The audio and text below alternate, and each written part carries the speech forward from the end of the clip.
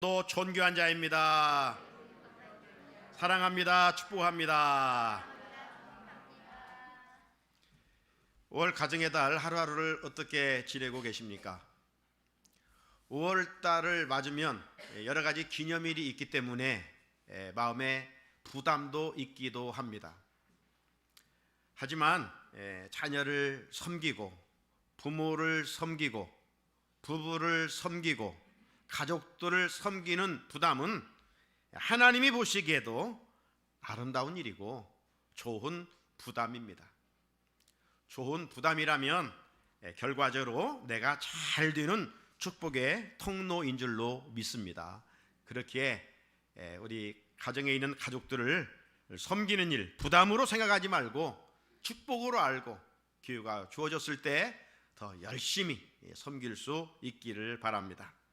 자, 오늘은 5월 15일 스승의 날입니다. 스승의 날을 맞아 이 땅에 있는 모든 스승들에게 성삼위 하나님의 은혜와 평강과 축복이 함께하기를 기도합니다. 오늘날 참 스승이 없다는 안타까운 말을 듣기도 합니다. 그렇지만 우리가 이만큼 자라온 곳은 이 모양 저 모양 나를 지도해 주시고 가르쳐 주신 스승이 있기 때문은 아닐까요? 그렇다면 나에게 도움을 주었던 스승들을 한번 떠올려 보면서 때마다 좋은 스승을 만날 수 있는 은혜를 주신 하나님께 감사하면서 예배를 드렸으면 좋겠습니다. 우리 인간을 사회적인 동물이라고 말합니다. 하지만 우리 인간과 동물은 다른 점이 참 많이 있지요. 그 중에 하나가 무엇일까? 먼저 태어나 움직이는 과정이 다릅니다.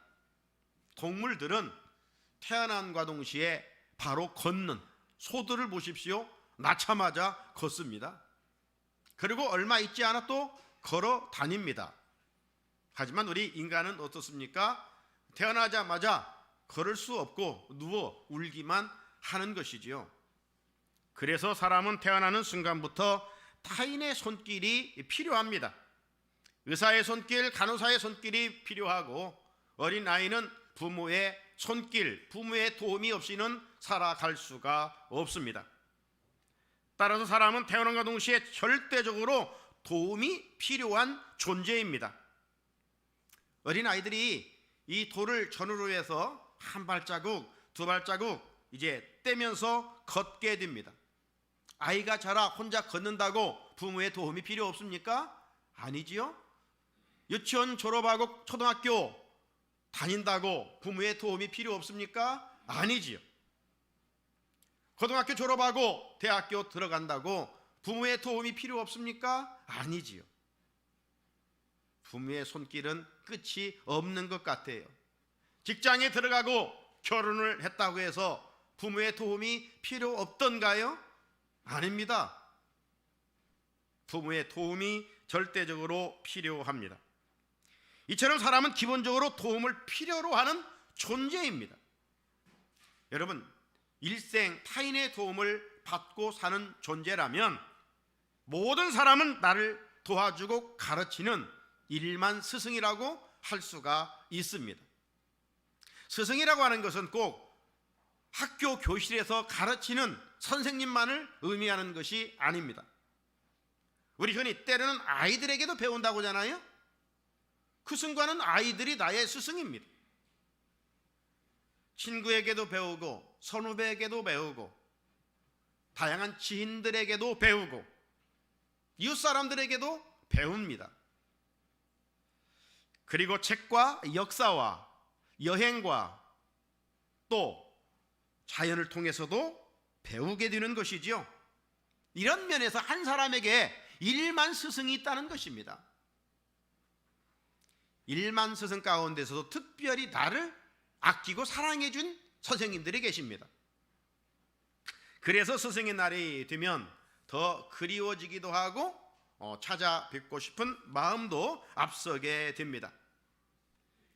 저 코미디언 이경애 씨 대학교 지나갈 때 어려운 가운데 도움을 주었던 우리 신현돈 장로님, 그때 방송에서 찾지 않았습니까?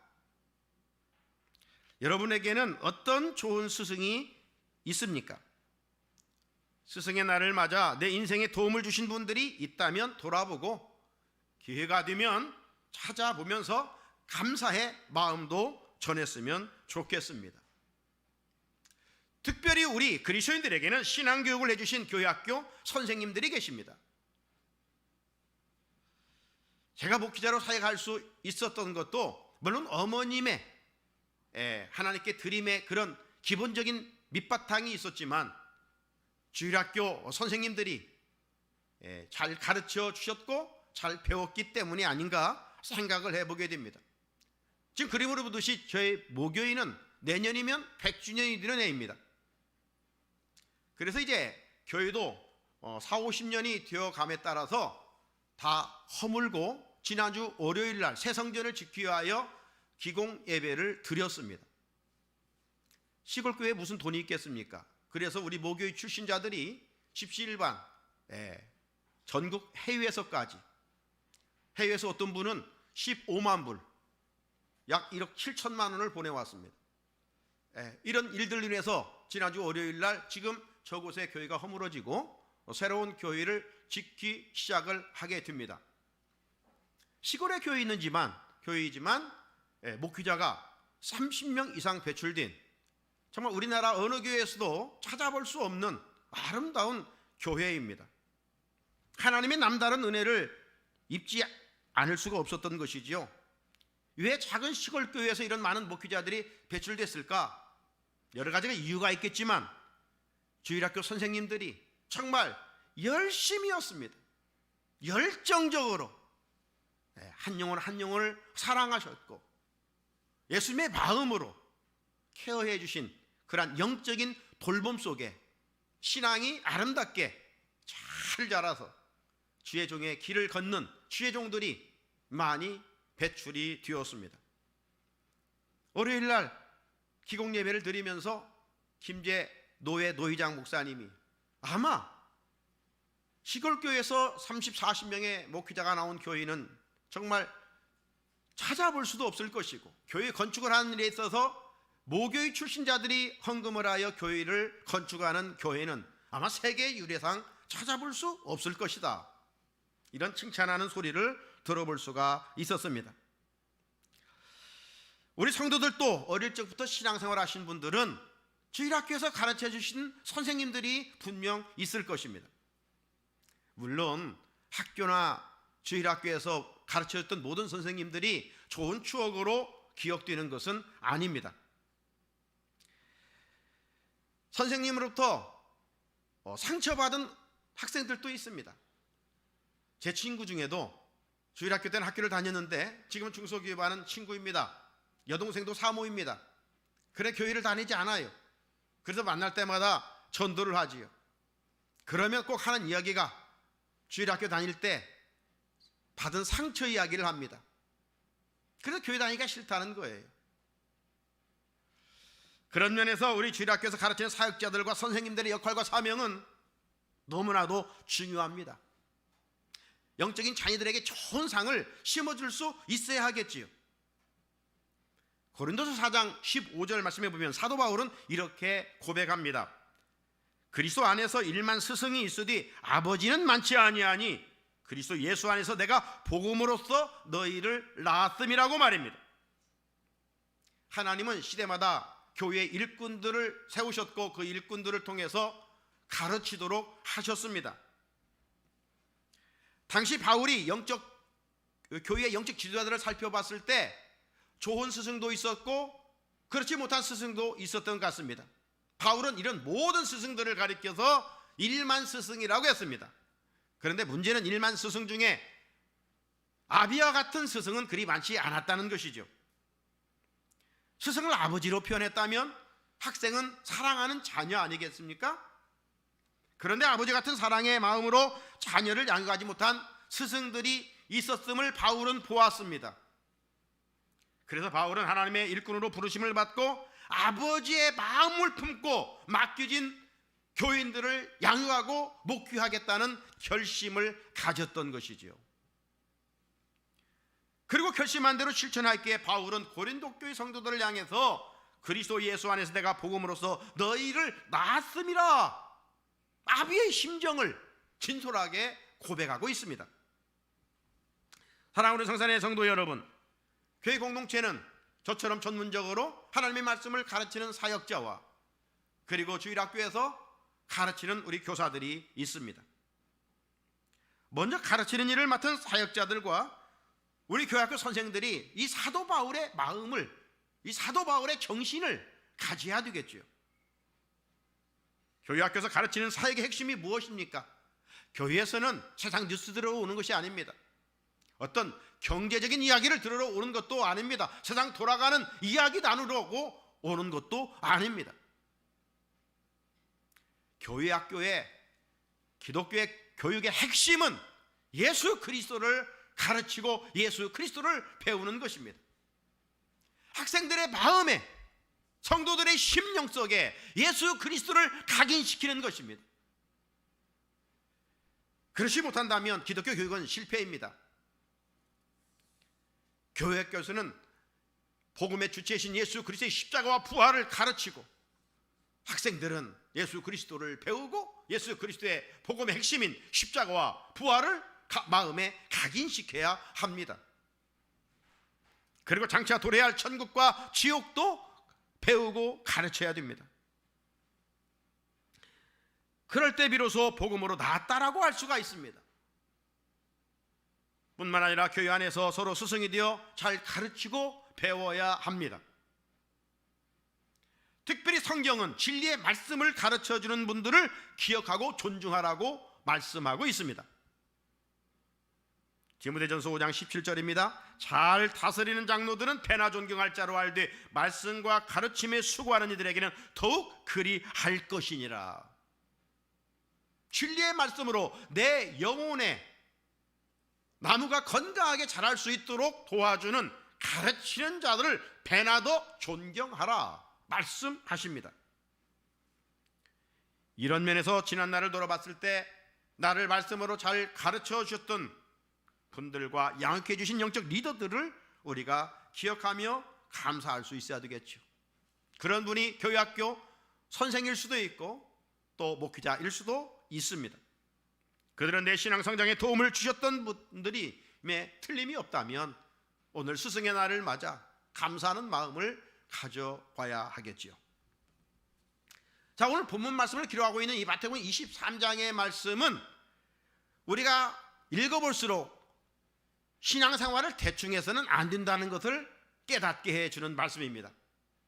왜냐하면 예수님께서 서기관과 바리새인들을 향해서 7번씩이나 반복해서 화 있을진저, 하나님을 모르는 사람들이 아닙니다. 나름 하나님을 잘 섬기는 사람들입니다. 그런데 하나님께서 화 있을진저 7번씩이나 완전수로 그들을 책망하고 있습니다. 예수님은 종교인들의 잘못을 책망하기 전에 서론적으로 하신 말씀이 오늘 본문 말씀입니다. 당시 서기관들과 바리새인들은 유대교 지도자들이었습니다. 지도자면 여러분 지도자답게, 여러분 우리 인생이 어느 이치에 있든지 답게 사는 것이 중요합니다. 회사의 회장이라면 회장이 회장답게 행동해야 되죠. 사원은 사원답게, 오늘 우리가 그리스도 안에서의 성도답게 사는 것이 중요한 것이죠. 지도자는 지도자답게 사는 것이 중요한 것입니다. 그 가치를 아는 것이죠. 그런데 유대 지도자들은 그러지를 못했습니다. 저들은 랍비, 즉 선생 대접만 받으려고 했습니다. 예수님 말씀에 의하면 6절에 오늘 저들은 잔치의 윗자리와 회당의 높은 자리에 앉기만을 좋아했습니다. 7절에 보면 시장에서 문안받는 것과 사람에게 랍비라 선생이라 칭함받는 것만 좋아를 했습니다. 그들의 말은 그럴싸한데 그들의 행동은 엉망이었습니다. 저들은 율법 박사들입니다. 서기관들은. 그렇기 때문에 말씀은 잘 가르쳤습니다. 그런데 문제는 어디에 있어요? 잘 가르치는데 그쳤다는 것입니다. 가르친 만큼 행동으로 옮기지를 못한 데 있습니다. 여호와를 마음과 뜻과 정성을 다하여 사랑하라, 여호와를 경외하라 가르쳤는데 저들은 여호와를 경외하지를 않았습니다. 서로 사랑하라고 가르쳤는데 저들은 자기들을 마음에 맞는 만 사랑했습니다. 세리와 창기들은 죄인으로 취급하고 미워했습니다. 섬겨라, 대접하라, 나누라고 가르쳤는데 저들은 섬기지 않고 섬김받기만을 좋아했습니다. 약자를 높여 세워주기보다는 스스로 높은 자리에 앉기를 좋아했습니다. 스승도 사람이지요. 온전할 수 없고 완전할 수는 없습니다. 하지만 말한 대로 가르친 대로 살려고 애를 쓰는 본을 보여야 되겠지요. 목사가 강단의 성도들에게 예배를 잘 드려라, 하나님의 선포되는 말씀을 경청하라, 잘 들으라 하고 말씀을 들을 때 집중하지 못하고 다른 설교자가 설교할 때 졸고 있다면 어떻게 되겠습니까? 만약 그렇다면 오늘날 바리새인과 서기관들 아니겠습니까? 그들과 무엇이 다를 바 있겠습니까? 목사만이 아니라 교회 직분자들도 마찬가지입니다. 우리가 온전할 수 완전할 수 없습니다. 하지만 말씀을 전하고 듣는 자로서 그렇게 살려고 삶의 자리에서 애를 써야 되겠지요. 남편에게 복종하라 하면 복종하고, 아내를 사랑하라고 하면 힘들지만 사랑해야 되겠지요. 거기에 이유가, 조건이 있을 수가 없습니다. 그것이 가정한 행복을 만들어가는 에덴의 기쁨을 회복하는 길이기 때문입니다. 말씀만 전하고 듣고 행하지 않는 믿음은 주님은 모래 위에 집을 짓는 어리석은 사람이라고 그랬습니다. 이런 신앙은 환경의 비바람과 폭풍으로 말미암아 언젠가는 넘어지고 쓰러지고 말 것입니다. 특별히 먼저 믿는 우리 성도들은 영적으로 앞서갈 만큼 깨어 있어야 됩니다. 그래서 나중 믿은 성도들의 믿음 생활에 본이 되어야 됩니다. 본이 되지 아니하면 다른 사람을 실족하게 할 수가 있습니다. 실족하게 되면 어떻게 될까요? 마태복음 18장 6절로 7절을 보면 누구든지 나를 믿는 이 작은 자 중 하나를 실족하게 하면 차라리 연자 맷돌이 그 목에 달려서 깊은 바다에 빠뜨려지는 것이 나으니라. 실족하게 하는 일들이 있음으로 말미암아 세상에 화가 있도다. 실족하게 하는 일이 없을 수는 없으나 실족하게 하는 그 사람에게는 화가 있도다. 주님은 실족하는 자에게 화가 임한다고 말씀합니다. 교회에서 문제를 일으키는 사람은 초신자들이 아닙니다. 교회를 오래 다녔는데 영적으로 거듭나지 않은 사람들입니다. 이런 면에서 우리 신앙의 모델은 오래 믿은 사람이 아닙니다. 그런 사람들을 바라보게 되면 잠깐은 우리 신앙의 모델일 수는 있지만 그가 온전할 수 없으므로 실족할 수밖에 없는 것이죠.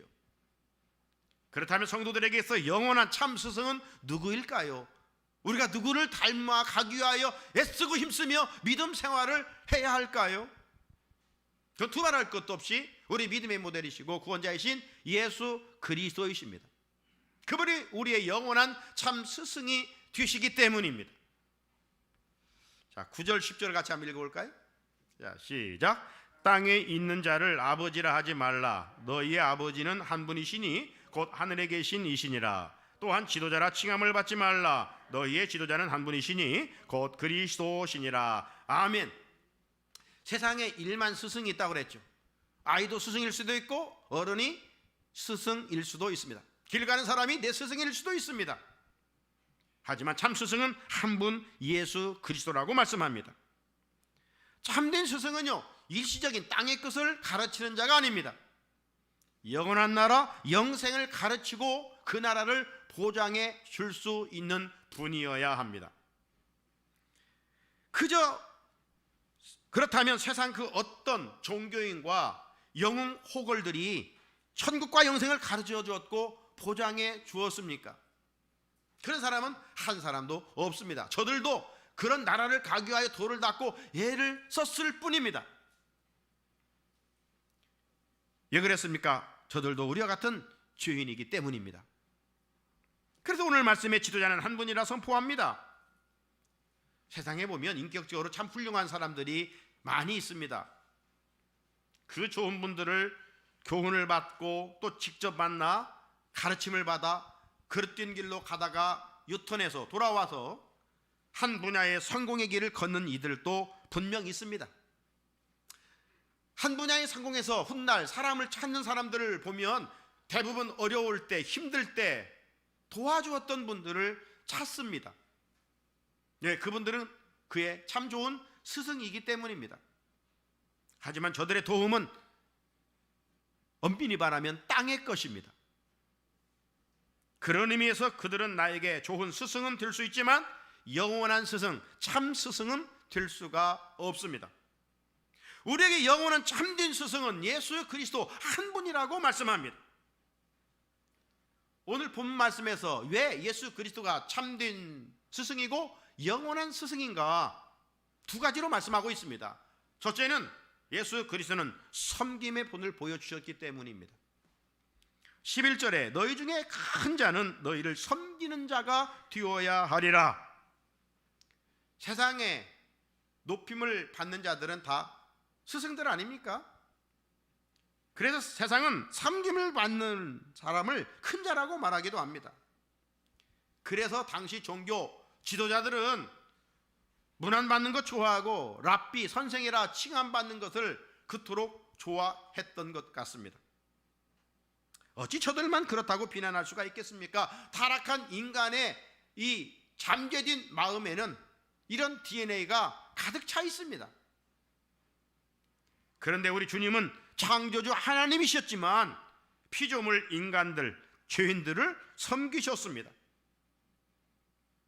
당시 가장 약한 자들, 사람들로부터 버림받은 그들을 찾아가 사랑으로 섬기셨습니다. 십자가를 지시기 전날 밤 유다가 당신을 팔을 것을 알고 계셨음에도 불구하고 대야에 물을 떠와서 제 아들의 팔을 일일이 찢겨 주셨습니다. 그리고 나 같은 죄인을 구원하시라고 죄인이 짊어지시는 십자가형을 받으셨습니다. 따라서 주님의 십자가는 섬김의 결정체입니다. 그 주님은 우리에게 이렇게 말씀하십니다. 너희 중에 큰 자는 너희를 섬기는 자가 되어야 하리라. 그러므로 우리에게 있어 영원한 스승, 참된 스승은 예수 그리스도 한 분밖에 없습니다. 또 하나 예수 그리스도는 자신을 낮추신 분이기 때문입니다. 12절에 누구든지 자기를 높이는 자는 낮아지고 누구든지 자기를 낮추는 자는 높아지리라 말씀합니다. 참 스승은 자신을 희생하면서 오직 제자들이 잘 뛰기만을 바라는 것이지요. 왜 부모의 사랑이 소중합니까? 일생 희생하면서 그저 자녀들이 잘 뛰기만을 기도하기 때문입니다. 부모들은 자녀들이 잘 뛰면 그것으로 고생을 여기지 않고 그저 감사하고 기뻐하십니다. 예수님은 우리를 높여주시기 위하여 당신 스스로 죄인이 짊어야 할 십자가에서 고난당하시고 죽으셨습니다. 그래서 십자가는 가장 가치 있고 소중한 것입니다. 예수님이 왜 참 스승이십니까? 가장 높은 분이 가장 낮은 자리까지 낮아지시고 그런 겸손의 본을 보여주셨기 때문입니다. 세상의 지도자와는 질적으로 다르기 때문입니다. 그러므로 우리가 일생 닮아가야 할 참 스승은 예수 그리스도이십니다. 예수 그리스도 외에 다른 것에 미혹을 받으면 안 됩니다. 그런데 불행하게도 우리 주변에 신앙생활하다가 악한 것에 미혹당하는 이들이 있습니다. 성경은 마지막 때 이런 일들이 있다고 이렇게 경고합니다. 디모데후서 4장 3절 읽어볼까요? 시작. 때가 이르리니 사람이 바른 교훈을 받지 아니하며 귀가 가려워서 자기의 사욕을 따를 스승을 많이 두고. 진정한 스승은 예수 그리스도 한 분이신데 거짓된 교리를 따라간다는 것이죠. 말세의 사람들이 진리신 주님의 말씀 듣기를 싫어한다는 겁니다. 대신 귀가 가려워서 자기 사욕을 쫓을 일만 스승을 둔다는 것이죠. 오늘날 주변에 이단 사이비들이 많이 활동합니다. 어디 저녁 먹고 운동을 하러 가는데 이 경기장 옆에서 박옥수 이 구원파들이 또 열심히 전도지 나눠주면서 전도를 하더군요. 거기 미혹에 빠지면 교주가 참 스승이라고 가르칩니다. 그 거짓된 교리를 받아들이는 순간 그 영혼은 피폐해지고 망가집니다. 종교 교주들은 예수 그리스도를 높이는 것이 아니라 자기를 높이기 때문입니다. 하지만 우리 주님은 스스로 낮아지셨고 하나님이 하늘 보좌까지 마침내 높여주셨습니다. 참 스승을 주님을 따르는 자는 자기를 부인하고 오히려 주님처럼 다른 사람을 높여줌으로써 마침내 하나님이 높여주시는 은혜를 경험하게 되는 것입니다. 사랑하는 우리 성산의 성도 여러분, 우리가 삶의 자리에서 주님을 참 스승으로 모시고 살아가는 흔적은 무엇일까요? 그분이 가르쳐 주신 말씀대로 순종하는 것입니다. 시편 119편 99절에 내가 주의 증거들을 늘 읊조림으로 나의 명철함이 나의 모든 스승보다 나으며 라고 말합니다. 예수님의 말씀, 이 말씀이 일만 스승의 지혜보다도 더 탁월하다라고 말씀하고 있습니다. 그래서 예수를 잘 믿으면 배우지 못했을지라도 지혜가 있는 이유가 바로 여기에 있는 것입니다. 말씀이 들어가면 사람이 지혜자가 되는 거예요. 그래서 시인은 우리가 말씀을 읽고 듣고 묵상하며 기도할 때 그 명철은 세상에 어떤 학식 있는 자보다도, 물론 세상 지식은 부족한다 할지라도 하나님 주신 지혜는 부유하다라고 말씀하고 있는 것입니다. 지식이 있으면 교만해요. 지혜가 있어야 겸손합니다. 나는 가려지고 주님만 높여질 수가 있는 것입니다. 그래서 바울은 고린도 교회 성도들에게 이렇게 간절히 부탁했습니다. 고린도서 11장 1절 내가 그리스도를 본받는 자 된 것 같이 너희는 나를 본받는 자가 되라.